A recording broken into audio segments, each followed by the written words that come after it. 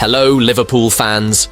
Welcome to the Liverpool Report, your go-to source for the latest news, match updates, and transfer stories straight from Anfield. Don't miss out on any of the action. Hit that subscribe button now and stay in the loop with all things Reds. Federico Chiesa is in serious danger of missing out on an automatic Premier League winners' medal if Liverpool clinch the title. The Reds sit 11 points clear at the top with less than a third of the season remaining. Arsenal could trim the gap to 8 by winning their game in hand, but given the Gunners' recent form and injury troubles, Liverpool's lead looks rock solid. Besides, no team has ever blown a lead this big at this stage of the season, so history is firmly on their side.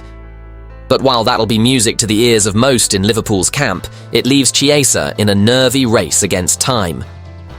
The Italian forward, who joined from Juventus in the summer, has made just 3 appearances in the league this season and needs 2 more to qualify for a winner's medal.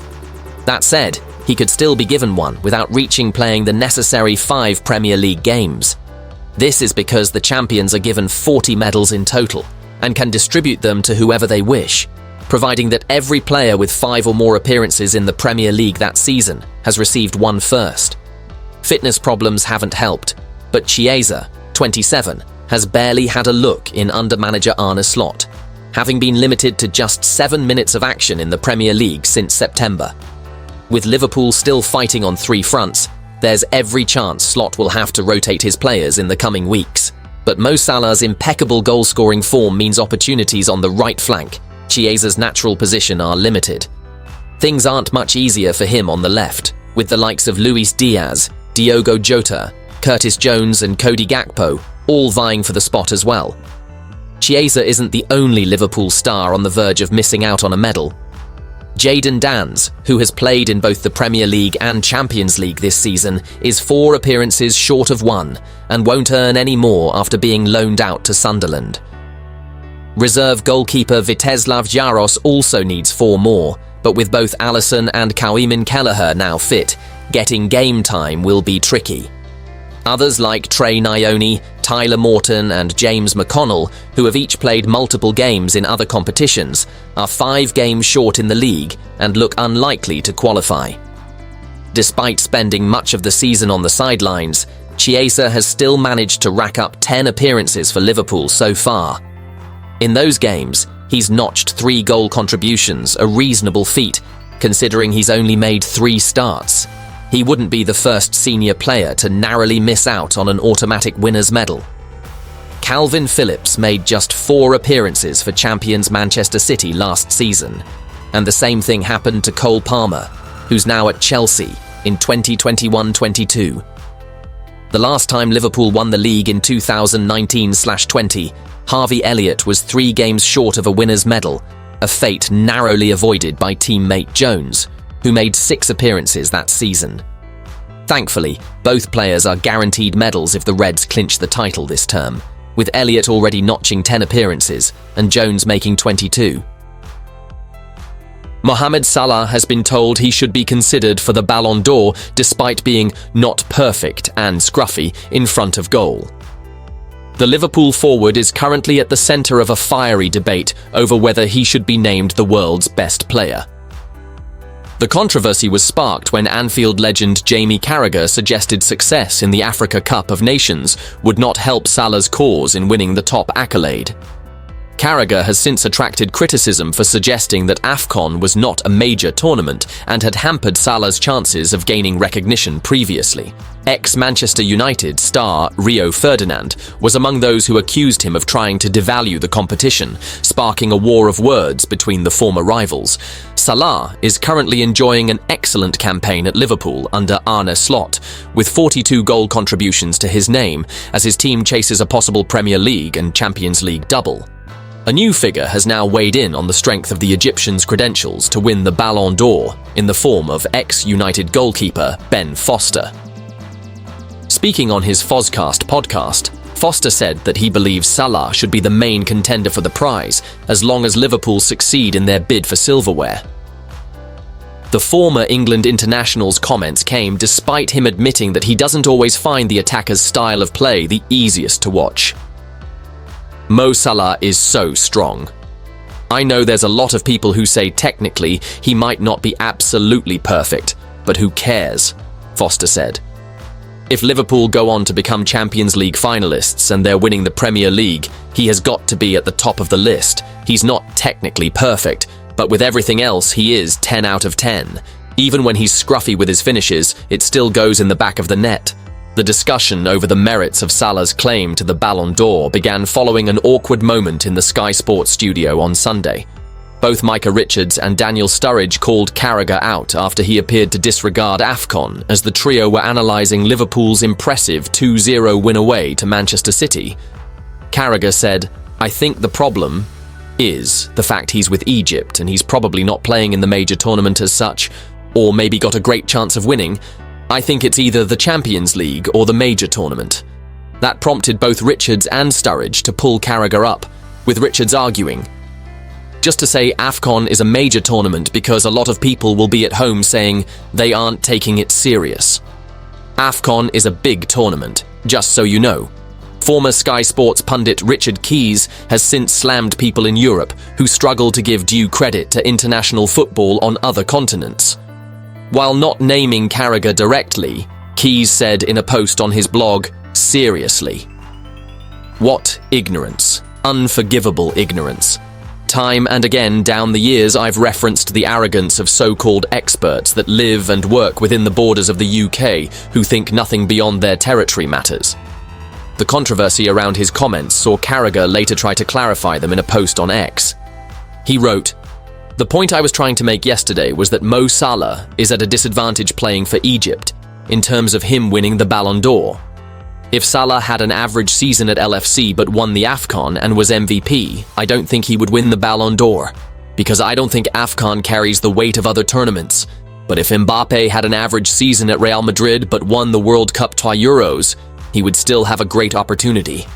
He added, "I don't think it's controversial at all, really, it's just a fact." Andy Robertson has revealed that Liverpool only worked on their marvellous set-piece routine, which saw them take the lead against Manchester City one day before the game. The Reds opened the scoring after 14 minutes on Sunday, as Mo Salah bagged his 25th Premier League goal of the season. Salah then set up Dominik Szoboszlai to make it 2-0 later in the first half, and that's how it stayed. Salah was returning the favour for Szoboszlai, who'd been the middleman for their well-worked corner kick. Alexis McAllister drilled a low pass towards the midfielder, who'd managed to get free after Robertson used his body to block a City defender. Szoboszlai's precise flick sent the ball into Salah's path and the forward lashed his shot home via a deflection from City's Nathan Ake. It looked like a heavily rehearsed routine, but Robertson mentioned post-match that Liverpool had only practiced it on Saturday. Having been asked about Salah, Robertson told Match of the Day, "He's been unbelievable and obviously our set-piece routine worked, which is pleasing for us. We worked on it yesterday and everyone had a role to play. Mo got the glory of putting it in the back of the net because we don't want anyone else over it like that." Also after the win, which sent Liverpool 11 points clear at the top of the table, Arneslot heaped praise on Liverpool coach Aaron Briggs, who was credited with the set-piece routine. He has done his work very, very, very well, and you don't always see the result of that during games because many times we were close to scoring, Slot hailed. I always say, people might not know it over here yet, but if you go to Holland, then people say, there he, Slot, is again about his set pieces. But if you want to win a big game, then you need to have a neutral balance in set pieces or a positive one. So, if we go to Villa away and they score from a set piece, and we don't, it is so hard to win against a Villa or a Chelsea or an Arsenal. And today, it was the opposite. We scored from a set piece, and that gives you such a boost for this game because at that moment of time, it wasn't that we were dominating the game, it wasn't expected that we could score at any second.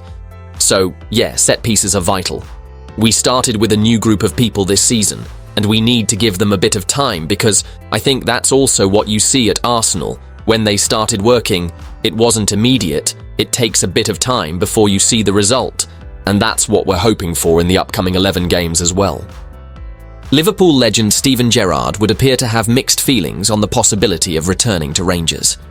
Gerrard, 44, has quickly been installed the bookies' favourite to replace Philippe Clement, who was sacked on Sunday with the Scottish Giants sitting 13 points behind Glasgow rivals Celtic in the title race.